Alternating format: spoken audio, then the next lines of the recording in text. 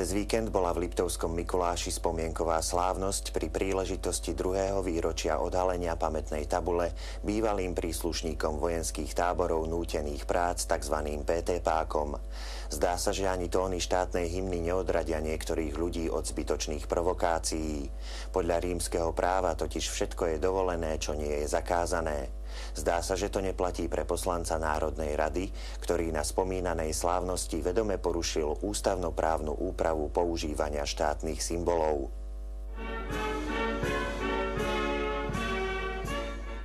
A tie hovoria, je potrebné vzdávať úctu a dôstojnosť počas štátnej hymny. To je prejavom suverenity a samostatnosti Slovenskej republiky. Každý až na 2 výnimky si túto skutočnosť na slávnosti v historickom jadre v Liptovskom Mikuláši aj počas skladenia vencov k pamätnej tabuli uvedomoval.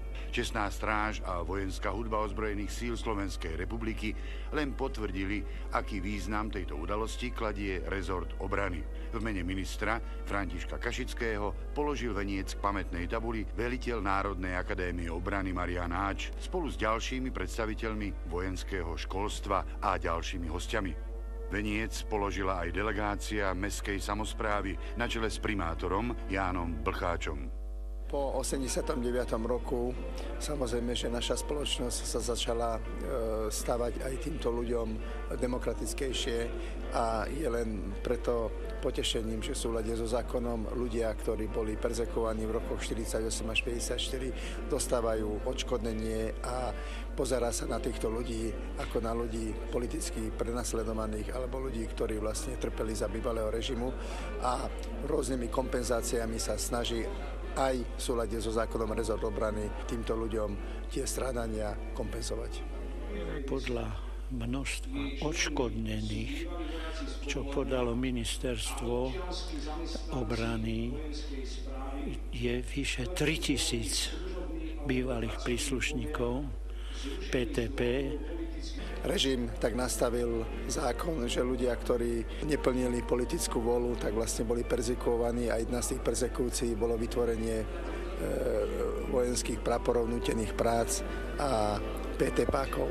Väčšina z 20 000 Slovákov bývalých PT-pákov už nežije. Boli to absolventi seminárov, kňazi. Veľká väčšina bola z poľnohospodárstva.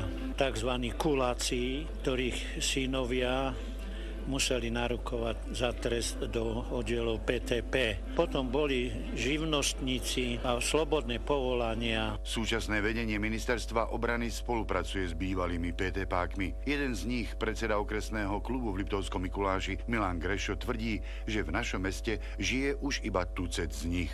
Položenie vencov čelní! Na poctu! Zbraň!